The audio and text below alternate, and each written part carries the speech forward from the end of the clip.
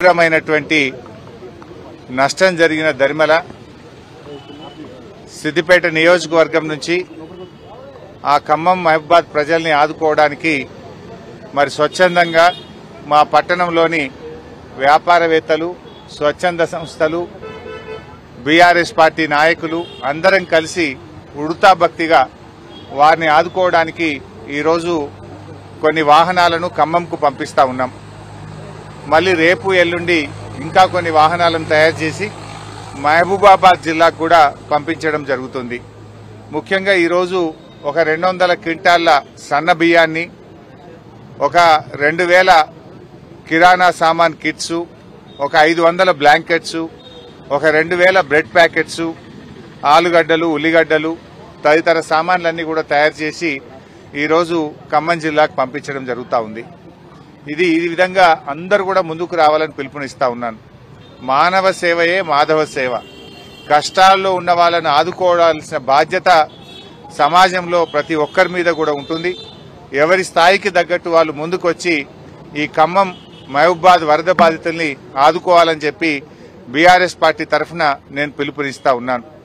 ఇలా ప్రభుత్వం పూర్తిగా ఫెయిల్ అయిపోయింది. వాస్తవానికి ప్రభుత్వం కొద్దిగా ముందస్తు జాగ్రత్తలు తీసుకుని ప్రాణ నష్టాన్ని, ఆస్తి నష్టాన్ని మరి నివారించే అవకాశం ఉండే. కానీ ప్రభుత్వం నిద్రపోవడం వల్ల, మేలుకోకపోవడం వల్ల ఇవాళ తీవ్రమైనటువంటి నష్టం జరిగింది. సరే, వారి కష్టాలను మేము పూర్తిగా తీర్చలేకపోయినా ఒక సామాజిక బాధ్యతగా బీఆర్ఎస్ పార్టీ తరఫున ఈరోజు ఈ కిట్స్ అన్ని కూడా మేము ఖమ్మం పంపిస్తా ఉన్నాం. 2-3 రోజుల్లో మహబూబాద్ కూడా మరిన్ని కిట్స్ కూడా పంపిస్తాం. ఇప్పటికే కేసీఆర్ గారి పిలుపు మేరకు బీఆర్ఎస్ పార్టీ ఎమ్మెల్యేలు, ఎంపీలు, ఎమ్మెల్సీలు మేమందరం కూడా 1 నెల జీతాన్ని ముఖ్యమంత్రి సహాయ నిధికి ఇవ్వాలని చెప్పి కూడా మేము నిర్ణయం తీసుకున్నాం. మరి మాలాగా కాంగ్రెస్ కానీ, బీజేపీ కానీ, ఇతర రాజకీయ పార్టీల ఎమ్మెల్యేలు, ఎంపీలు, ఎమ్మెల్సీలు కూడా ముందుకు వచ్చి మరి తమ వారు కూడా ముందుకు రావాలని చెప్పి కూడా నేను ఈ సందర్భంగా కోరుతా ఉన్నాం. మరి అదేవిధంగా ఈరోజు ముఖ్యంగా ఒకటే ఆలోచన చేయాలి. ఇవాళ ప్రభుత్వం, ముఖ్యమంత్రి గారు మా మీద ఉల్టా కేసులు పెట్టిస్తున్నాడు. మేము వరద సాయం చేయడానికి ఖమ్మంకు వెళ్తే అక్కడ మా మీద ఉల్టా కేసులు పెట్టిండ్రు. మేము అక్కడికి వెళ్లి వాళ్ళను పరామర్శించి వారికి ఉడతా భక్తిగా కొన్ని కిట్లు ఇచ్చాం. మా మీద దాడి చేసినారు. దాడి వాళ్లే చేసిండ్రు. పైగా మళ్ళీ ఉల్టా మా మీదనే కేసులు పెడతా ఉన్నారు. అంటే ఈ ప్రభుత్వం పూర్తిగా దుర్మార్గంగా వ్యవహరిస్తా ఉంది. ఇది ప్రజాపాలన కాదు, రాక్షస పాలనగా మారింది. ప్రజాపాలనలో సాయం చేసే చేతులకు ఎవరన్నా కేసులు పెడతారా? సాయం చేయడానికి వెళ్లిన మా మీదనే అక్రమంగా కేసులు బనాయించి ఉల్టా ఈరోజు ప్రభుత్వం మమ్మల్ని ఇబ్బంది పెట్టే ప్రయత్నం చేస్తుంది. సరే, మీ కేసులకు మేము భయపడేది లేదు. అంతిమంగా ధర్మం, న్యాయం గెలుస్తుంది. ఖమ్మంలో దాడి చేసింది ఎవరు? నువ్వు కేసులు పెట్టింది ఎవరి మీద? దాడి చేసేది నువ్వే, ఉల్టా మా మీద కేసులు పెట్టేది నువ్వే. అంటే అధికారం ఉందని చెప్పి నీ ఇష్టారాజ్యంగా వ్యవహరిస్తా ఉన్నావు. ఇది మంచిది కాదు. దయచేసి ఇటువంటి మానుకోండి. ప్రజలు నవ్వుకుంటున్నారు. నిన్న మహిళలు కూడా అక్కడ తిట్టినారు. వాళ్ళు సాయం చేయడానికి వస్తే వాళ్ళను ఎందుకు ఇబ్బంది పెడుతున్నారని చెప్పి అక్కడ వరద బాధిత ప్రజలు, మహిళలు వాళ్ళను దుమ్మెత్తిపోసినారు. అయినా ఇంకా మీకు సిగ్గు రాలేదు. ఉల్టా ఇంకా మా మీద కేసులు పెట్టే ప్రయత్నం చేస్తున్నారు. ఇది అత్యంత హేయమైనటువంటిది.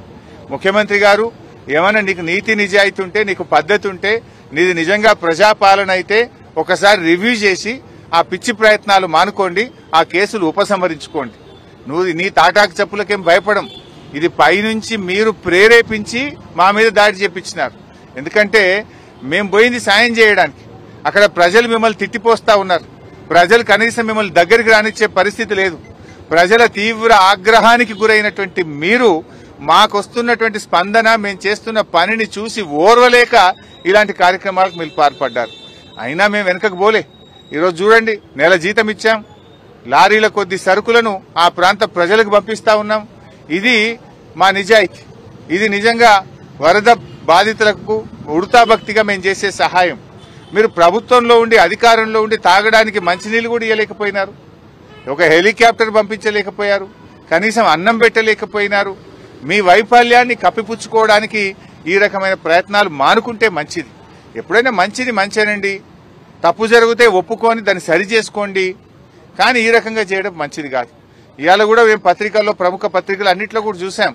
అసలు మేము ఎట్లా బతకాలి అని వాళ్ళు ఏడుస్తున్నారు. 10,000 ఏ మూలకు సరిపోవంటున్నారు. కట్టుబట్టలు తప్ప ఏం మిగల్లేదంటున్నారు. ఎవరి ఇల్లు అయితే పూర్తిగా నీటలో మునిగిపోయినాయో, బట్టలు తప్ప ఏమి లేని పరిస్థితి ఉందో, కనీసం వారికి ఒక్కొక్క ఇంటికి ఒక 2 లక్షల రూపాయలు ఇచ్చి ఆ కుటుంబాలను నిలబెట్టండి.